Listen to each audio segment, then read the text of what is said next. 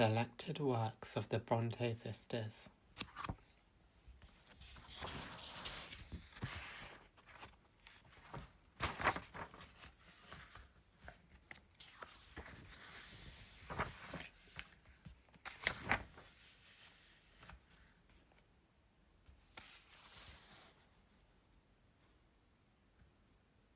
Introduction. The famed Brontë sisters, Charlotte, Emily, and Anne, have long been established in the canon of English literature.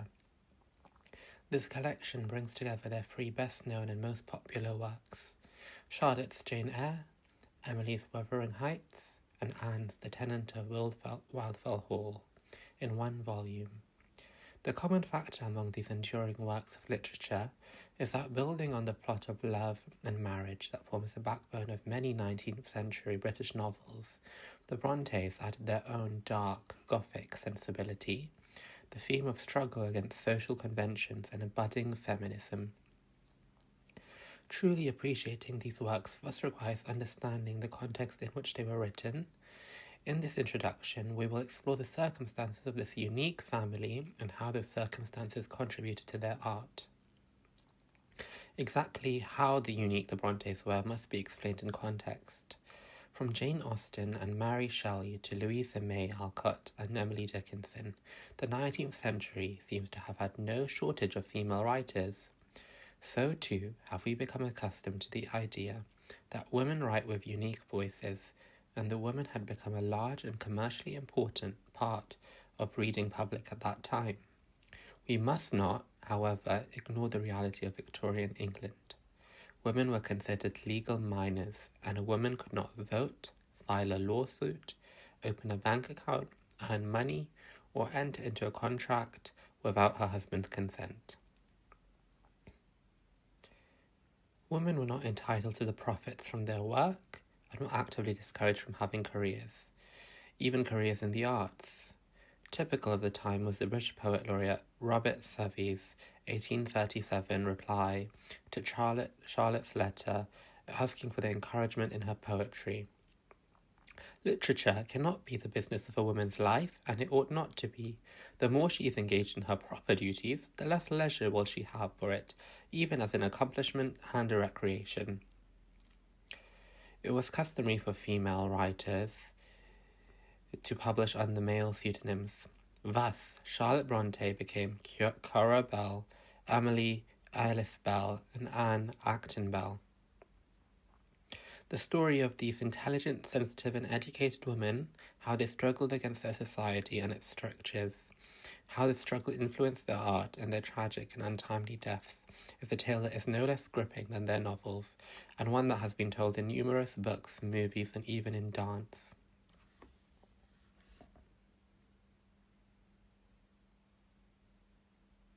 The Brontë sisters' father was Patrick Brontë, born in 1777 and died in 1861.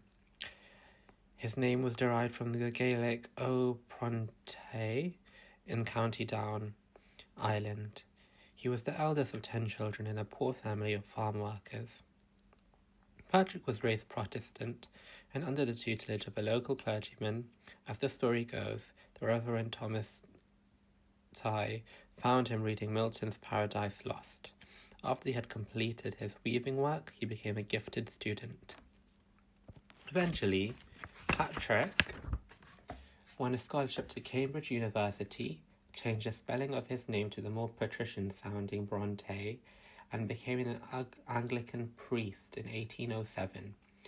This was a respectable way for an educated man from an obscure background to earn a living, and such clergymen formed a sort of petty intelligentsia in 18th and early 19th century England. Jane Austen's father was similarly a rector in the church, albeit in Hampshire in southern England. The Brontes, on the other hand, are strongly associated with the north, and especially with Yorkshire, where Patrick Brontë spent his career. He became the resident curate of Thornton in Western Yorkshire in 1815, and then in 1819 in nearby Haworth, where he would remain for the rest of his life. Today, the family home in Haworth is the site of the Brontë Parsonage Museum, where artefacts from the sisters' lives are on display. Patrick Brontë married Maria Branwell, the daughter of a middle-class merchant family from Penzance, Cornwall, in 1812. 6 children followed: Maria and Elizabeth, who were born in 1814 and 1815, and died from tuberculosis a month apart in the spring of 1825.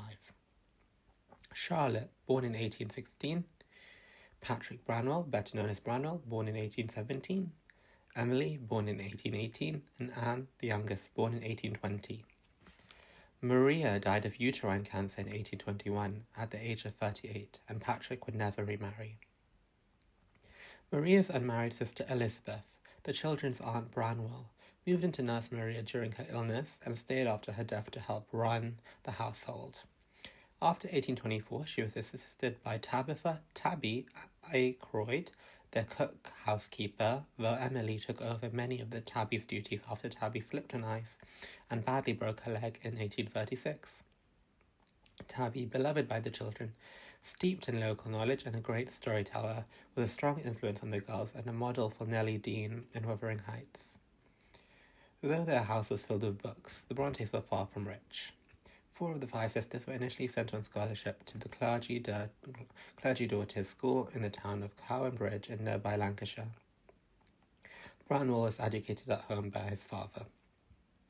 Conditions at the boarding school were almost unspeakably harsh, which contributed to Maria and Elizabeth's premature deaths. The dormitories were insufficiently heated and the food was poor, and there was little of it. As charity children, the Brontes had to wear a humiliating and none-too-warm uniform, and the students were subject to an unremittingly harsh schedule that prominently featured hellfire and damnation, Calvinist sermons. Charlotte would later use her experience there as the basis for Lowood's institution in Jane Eyre, and insisted that she had not revealed everything about the girl's suffering for fear of not being believed. Maria and Elizabeth's death were a critical point in the development of the surviving Brontë children, all of whom were less than 10 years old. After his 2 eldest daughters died, Patrick Brontë pulled Charlotte and Emily from the clergy daughters' school and educated them at home with the assistance of outside teachers for drawing and music, the accomplishments expected of a young lady of good family. Anne was too young for boarding school at the time. The children's physical and social isolation meant that they relied on one another for company, establishing elaborate role-playing games, originally based around Branwell's toy soldiers, but then branching out into plays and a literary magazine. This juvenilia, written under a variety of pen names, was influenced by Blackwood's Edinburgh Magazine, an influential conservative journal favoured by their father, as well as such sources as the Arabian Nights. The stories were set in their made-up country in West Africa, Glasstown, later rechristened to Verdopolis, and resurrected as the fictional country of Gondal in Emily and Anne's later tales. The element of the fantastic, disembodied voices and ghosts would continue in their adult work. Another great influence was in the Yorkshire moors. These desolate hills, covered by sparse grass that formed the landscape around their home, where they loved to roam, and which formed the setting for many of their novels. The isolation had a profound effect on the development of the Brontë girls' characters. Emily's quiet and shy exterior hid an iron will and a keen intellect. She was the most accomplished musician of the family and loved animals, especially dogs. There's a story that she was once bitten by a supposedly rabid dog. Not wanting to worry anyone, she cauterized the wound herself with a hot poker. Another story revolves around Keeper, her huge and surly mastiff, Mix, who had a penchant for sleeping on clean beds. When Tabby reported that he was once again ruining the good linen, Tiny Anne squared herself up, dragged the dog off the bed, and beat him soundly with her fists, which was considered good animal training in those days. Keeper thereafter remained utterly devoted to her. He was also useful for fending off prospective suitors. Emily never married. but she and Anne were inseparable for as long as they lived, and died only months apart. Anne, the youngest, was only a year old when her mother died. She was known for being quiet and polite. A precocious child, she was most bonded to her stern Aunt Branwell. As a young woman, she may have fallen in love with William Waitman, a young curate in her father's employ, and whom she would have encountered when home on school holidays. Making Waitman's acquaintance precipitated an increase in her poetic output. Unfortunately, nothing became of the budding relationship. Waitman died of cholera in 1842. Charlotte, for her part, was closer to their brother Branwell than were her two sisters, and was the most independent and outgoing of the sisters. In 1831, she made another attempt at boarding school at Roe Head School, run by Margaret Wooler in the nearby town of Mirfield. She was treated much more kindly there than at Clergy Daughters' School, and the headmistress and many of the girls became lifelong friends. The following year, she returned home to teach her sisters. In 1835, she returned to Roe Head to assist Miss Wooler, bringing Anne with her as a pupil. Anne, however, was homesick and soon left. Branwell's story is in many ways the most tragic. His life a tale of unmet potential. Though he participated in his sister's juvenile inventions, he left no literary works of note and was mainly known as a painter of middling talent. Indeed, many of the most famous depictions of the sisters are his work, including the famous portrait that appears at the beginning of this introduction, in which he originally appeared with his three surviving sisters but later painted himself out. Though his sisters were sent to boarding school, Patrick Brontë felt himself best suited to educate his son, and so Branwell learnt the classics at his father's knee. Contemporaries describe him as short, boastful, and having been raised in a house full of women, perpetually hungry for male company. As a young man, he took to drinking excessively in local pubs, and worked only intermittently. While he attempted to find employment as a writer, notably translating Horace's Odes, putting himself forth as a writer to Blackwood's magazine, and attempting to work some of his juvenilia into a novel. He only ever published poetry in the local newspaper. He was equally unsuccessful as a painter. Branwell did work as a railway clerk from 1840 to 1842, but was fired for discrepancies in the accounts, and as a tutor for the Robinson family, but was sacked for having an affair with the lady of the house in 1845. He became addicted to alcohol and opiate laudanum, causing his family considerable difficulty. Without family money or any great prospects, the Bronte sisters also had to make their own way in the world. One way in Victorian England for educated young women to make a living was as a governess for wealthy families' children. The uncomfortable experience of living on unequal terms with a strange family is a recurring situation in the sisters' novels, and is particularly central in Jane Eyre.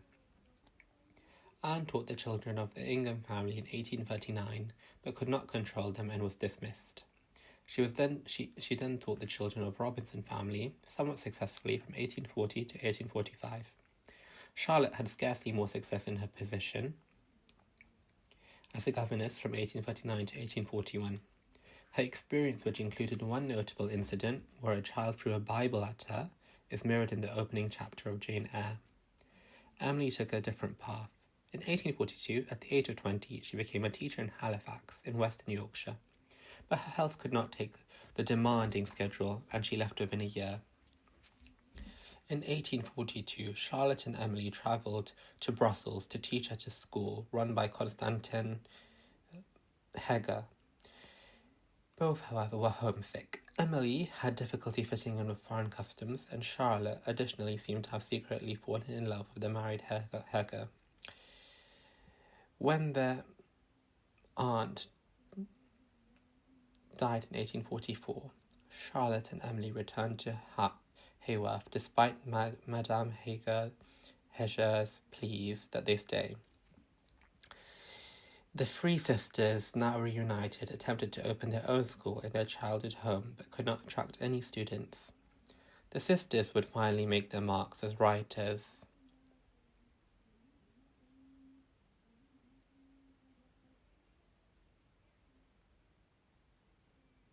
Success, however, did not come easily. Charlotte found Emily's Gondel poems, which she had previously shared only with Anne, in the summer of 1845, and declared that they must be published. Anne revealed her own work, and they came to an agreement with the money they had inherited from Aunt Branwell. They would pay to have them published. Poems by Currer, Ellis and Acton Bell was first issued in London by Aylett and Jones in 1846. Though the volume received good reviews, it sold only 2 copies, and there are fewer than 10 examples of the first edition in existence. However, one of the buyers, Frederick Enoch, wrote to the publisher requesting the poet's autographs, which he provided, of course, using their pseudonyms. Undeterred, the sisters pressed on in submitting Charlotte's Jane Eyre, Emily's Wuthering Heights, and Anne's Agnes Grey to publishers. The year 1846 saw a flurry of manuscript submissions being sent down to London, rejections returning to Haworth, and the manuscripts being immediately sent back to different publishers. Finally, George Murray Smith of Smith, Elder & Co., which had formerly specialised in scientific journals, agreed to publish Jane Eyre, and Thomas Newby published Wuthering Heights and Agnes Grey, charging the Brontes £50 sterling to do so. They met immediate popular and critical acclaim, though many readers found the moral ambiguity of Wuthering Heights quite shocking. This critical acclaim led to the sisters inevitably being outed as women. In 1848, Charlotte and Anne took a train ride to London to prove to George Smith that the books were indeed the product of separate authors rather than the invention of one mind. As Newby, who was a bit of a con man, had put out, the supposed author was Ellis Bell, and Emily had refused to accompany them. Astonished to find that the best-selling authors were 2 socially awkward, poorly dressed country girls clutching the letter he had addressed to the Bell brothers, Smith introduced them to his mother and invited them to the opera.